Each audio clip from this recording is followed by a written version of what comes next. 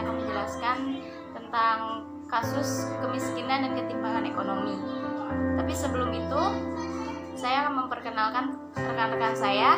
Yang pertama ada Nurul Alfiani, Siti Anissa, Nia Indriani, Adlia Rindayani Putri, dan Sifarisma Alfiani. Sebelumnya, saya akan membacakan berita statistik dari Badan Pusat Statistik mengenai pertumbuhan ekonomi Indonesia. Senin 7 Februari 2022, dalam laporan tersebut disebutkan perekonomian Indonesia tahun 2021 tumbuh secara kumulatif sebesar 3,69%. Laporan tersebut lebih tinggi dari pertumbuhan pada tahun 2020 yang mengalami kontraksi atau tumbuh negatif sebesar 2,07%. Mengacu data BPS 2022, dari sisi produksi pertumbuhan tertinggi terjadi pada lapangan usaha jasa kesehatan dan kegiatan sosial sebesar 10,46%. Kemudian dari sisi pengeluaran pertumbuhan tertinggi dicapai oleh komponen ekspor barang dan jasa sebesar 24,04%. Secara spesial, struktur ekonomi Indonesia tahun 2021 didominasi oleh Provinsi Pulau Jawa yang memberikan kontribusi ekonomi sebesar 57,89%.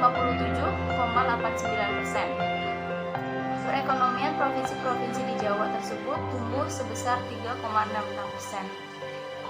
Nah, dalam berita tersebut menyangkut kasus pertumbuhan, ketimpangan ekonomi, dan kemiskinan. Sebelumnya, dari rekan saya akan dijelaskan tentang pertumbuhan itu sendiri, yang akan dijelaskan oleh Nurul Alfiani. Pertumbuhan ekonomi. Menurut Badan Pusat Statistik, pada tahun 2021 pertumbuhan ekonomi adalah perkembangan produksi barang dan jasa di suatu wilayah pada tahun tertentu terhadap nilai tahun sebelumnya, yang dihitung berdasarkan produk domestik bruto atau produk domestik regional bruto atas dasar harga konstan. Penyebab terjadinya pertumbuhan ekonomi dapat dilihat dari sisi produksi dan sisi pengeluarannya. Dari sisi produksi, yang mempengaruhi pertumbuhan ekonomi adalah sumber daya manusia, sumber daya alam, modal fisik, modal sosial, dan perkembangan teknologi. Kemudian dari sisi pengeluarannya, pertumbuhan ekonomi dipengaruhi oleh konsumsi masyarakat, investasi asing dan domestik, pengeluaran pemerintah, dan net ekspor yang merupakan selisih antara ekspor dan impor.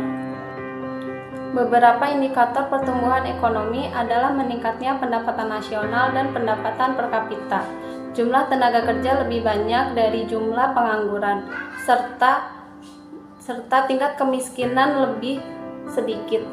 Tentang kemiskinan akan dijelaskan oleh Siti Anissa. Menurut BPS 2021, kemiskinan dipandang sebagai ketidakmampuan dari sisi ekonomi untuk memenuhi kebutuhan dasar makanan, dan bukan makanan yang diukur dari sisi pengeluaran.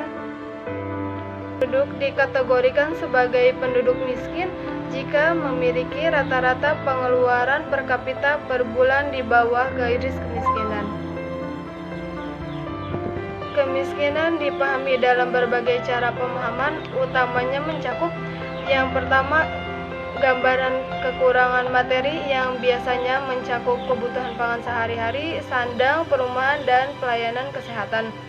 Yang kedua, gambaran tentang kebutuhan sosial, termasuk keterkecualian sosial, ketergantungan, dan ketidakmampuan untuk berpartisipasi dalam masyarakat.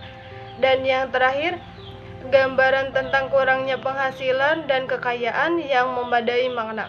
Jadi memadai di sini sangatlah berbeda-beda, melintasi bagian-bagian politik dan ekonomi di seluruh dunia. Gambaran tentang ini juga dapat diatasi dengan mencari objek penghasilan di luar profesi secara halal, perkecualian apabila institusi tempatnya bekerja melarang. Ada beberapa penyebab terjadinya kemiskinan yang akan dijelaskan oleh Nia Indriani. Penyebab kemiskinan. Masalah kemiskinan memang telah lama ada sejak dahulu kala. Pada masa lalu, umumnya masyarakat menjadi miskin bukan karena kurang pangan, tetapi miskin dalam bentuk minimnya kemudahan atau materi.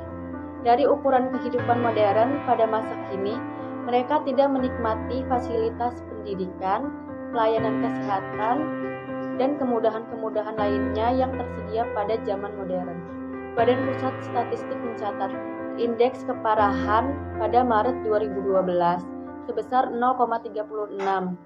Padahal pada September 2012 menjadi 0,61. Kenaikan indeks ini menunjukkan dua hal, yaitu semakin melebarnya kesenjangan antar penduduk miskin dan juga semakin rendahnya daya beli dari masyarakat kelompok miskin.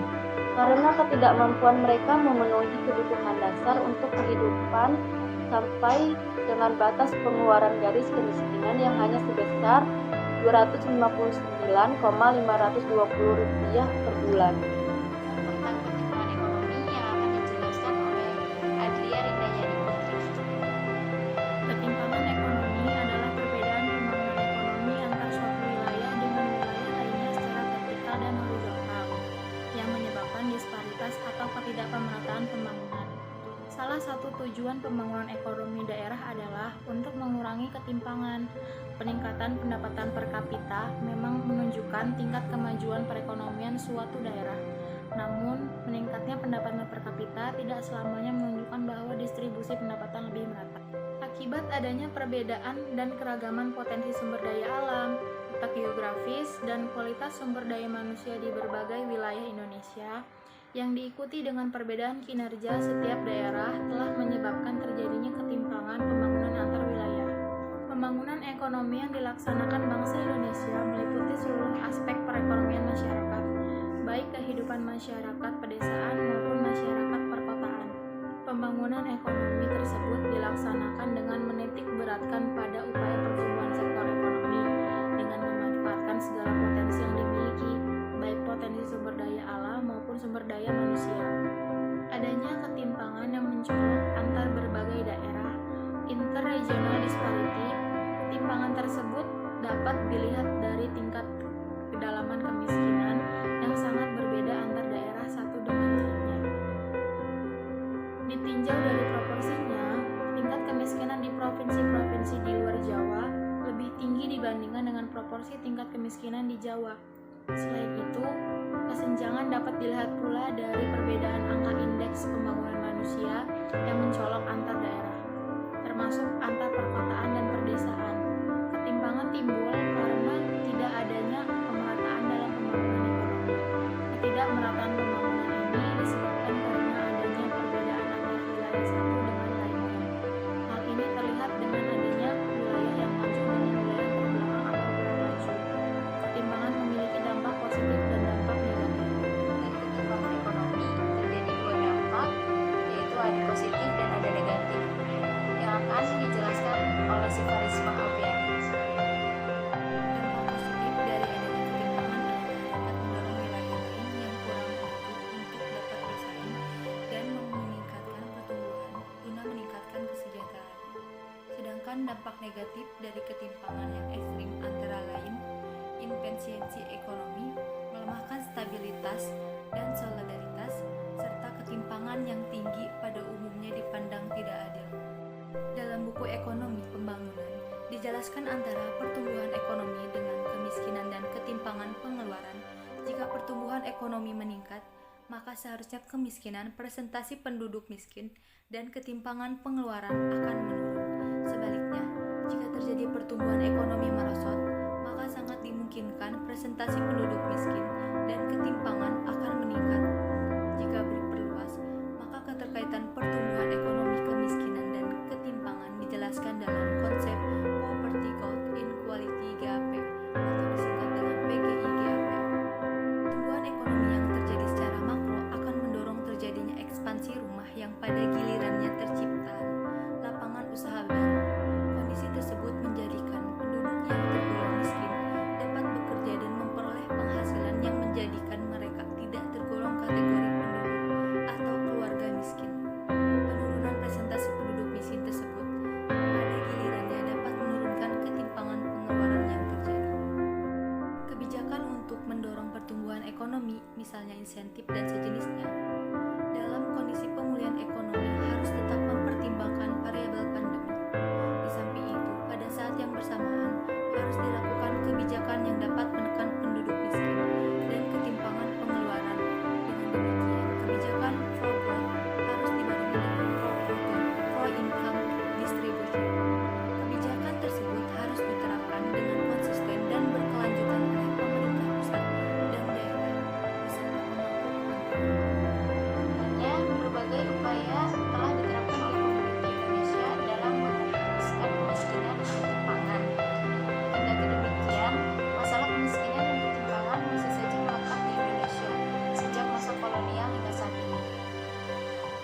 kemiskinan di Indonesia mengalami penurunan dari 60% di tahun 1970 menjadi 9,78% pada Maret 2020. Namun dalam ukuran absolut, jumlah kemiskinan masih besar, yaitu masih 26,42 juta jiwa yang hidup di bawah garis kemiskinan. Begitupun dengan ketimpangan yang ditandai dengan rasio Gini meningkat dari 0,350 di tahun 1965 menjadi 0,381 di tahun 2020. Oleh karena itu, perlu upaya dan perhatian serius dari pemerintah dalam menangani masalah ini.